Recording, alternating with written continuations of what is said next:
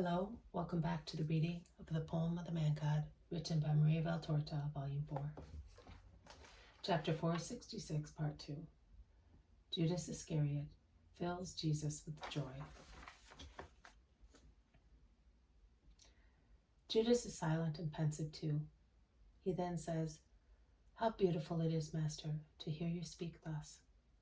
Everything becomes clear to the eyes, to the mind, to the heart, and everything becomes easy. Also to say, I want to be good. Also to say to you, Master, Master, my soul is upset as well. Do not be disgusted at me, Master, since you love so much those who are pure." Oh, Judas, I disgusted? My dear friend, my dear son, what is upsetting you? Keep me with you, Master. Hold me tight. I have sworn to be good after you spoke to me so kindly. I have sworn to become the Judas of the first days, when I followed and loved you as a groom loves his bride, and I yearned for nothing but you, as I have found every satisfaction in you. That is how I loved you, Jesus. I know, and that is why I loved you.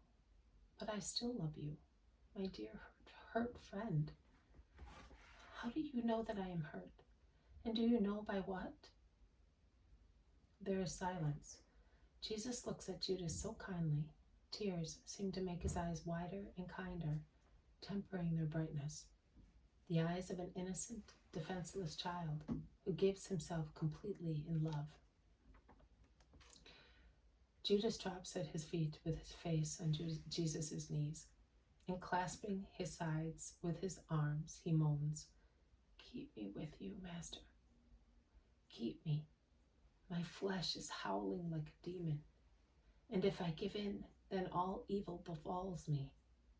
I know that you are aware of it, but you wait for me to tell you. But it is hard, Master, to say I have sinned." I know, my friend.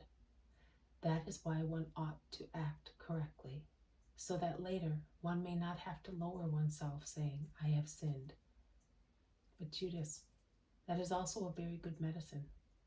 The fact that one has to make an effort to confess one's sin restrains one from committing it. And if it has been committed, the pain in accusing oneself is already redeeming repentance. And if one suffers not so much out of pride or for fear of punishment, but because one realizes that by sinning one has caused sorrow, then I tell you that the sin is canceled. It is love that saves. I love you, Master, but I am so weak. Oh, you cannot love me. You are pure and you love the pure. You cannot love me because I am. Oh, Jesus, relieve me of the hunger of sensuality. Do you know what a demon it is? I know. I did not listen to it, but I know what its voices sound like. See, you are so much disgusted by it that by simple mentioning it, you look very upset. Oh, you cannot forgive me. Judas. And do you not remember Mary or Matthew, or the publican who became a leper, or that woman, the Roman prostitute, for whom I prophesied a place in heaven? Because being forgiven by me, she will have the strength to live holily. Master, oh, how sick at heart I am. This evening I ran away from Chorazin, because if I had remained, I would have been lost. You know, it is like one who drinks and is taken ill. The doctor forbids him to drink wine and any intoxicating drink, and he recovers and is healthy as long as he does not taste such liquors. But if he gives in once only, and he tastes them again, he is thirsty for such liquids, and he no longer resists, and drinks, and is taken ill again, forever, mad, possessed by his demon, by that demon of his. No, Jesus, don't tell the others, don't tell them. I blush with shame before them all, but not before me. Judas misunderstands. That is true. I ought to blush more before you than anybody else because you are perfect. No, son, I did not mean that. Your grief, your distress, your dejection must not confound you. I said that you may blush before everybody, but not before me. A son is not afraid or ashamed of a good father.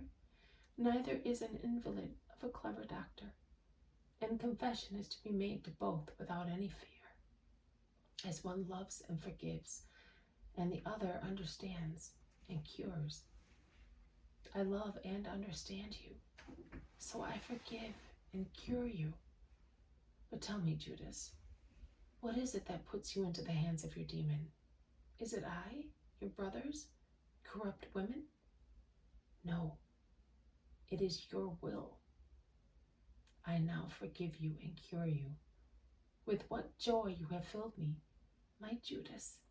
I was already rejoicing at this clear-scented night, which sweet songs made delightful, and I was praising the Lord for it. But the joy which you are now giving me exceeds this clear moonlight, these scents, this peace, these songs. Can you hear it? The nightingale seems to join me in telling you that it is glad of your goodwill, as the little singing bird is so willing to do that for which it was created. And likewise, this early morning breeze, which blows over flowers, awaking them, and letting dewy diamonds drop into the hollow calices, so that butterflies and sunbeams may find them very soon, the former to refresh themselves, the latter to have their great brightness reflected by the tiny mirrors. Look, the moon is setting. Dawn is being announced by that cock crowing far away. The darkness and phantasm of the night are vanishing.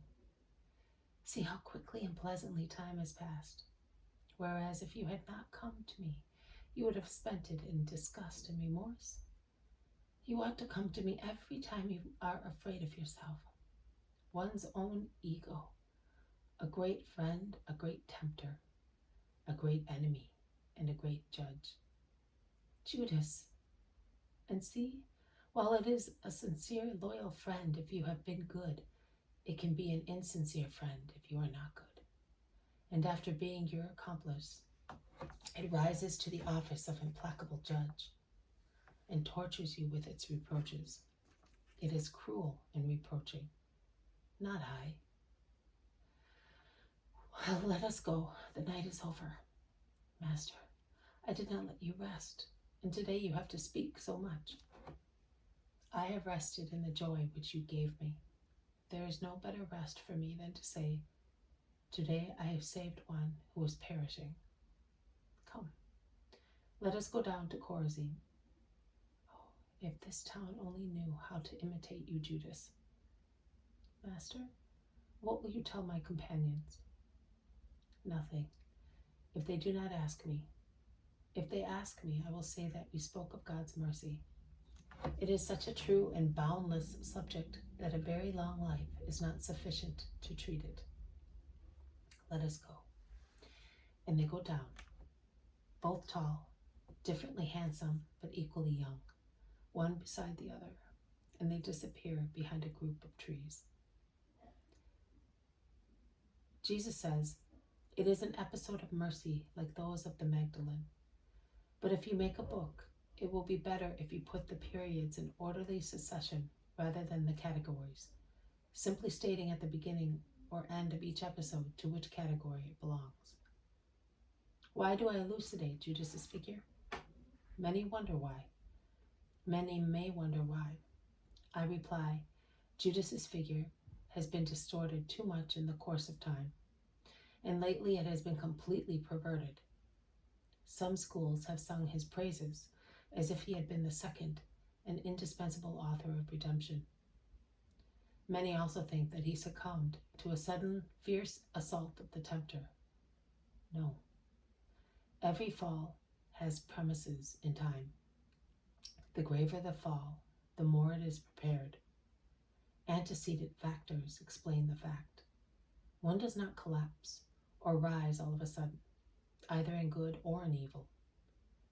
There are long, insidious factors in descents, and patient holy ones in ascents.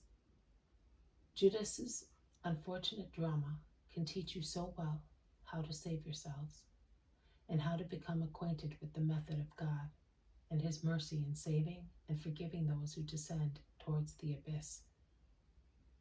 One does not arrive at the satanic delirium in which you saw Judas struggle after the crime, unless one is completely corrupted by hellish habits, which one has taken up voluptuously for years. When one commits a crime driven by a sudden event which deranges one's mind, one suffers but is capable of expiation, because some parts of the heart are still free from infernal poison. To the world, denying Satan, because it has him so much in itself that it no longer notices him. It has absorbed him and has become part of his ego. I prove that Satan exists.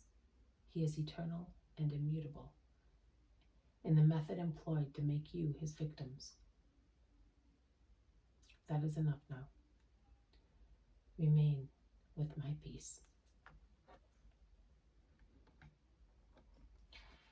This has been a reading from the poem of the Man God, written by Marie Valtorta, Volume 4, Chapter 466, Part 2.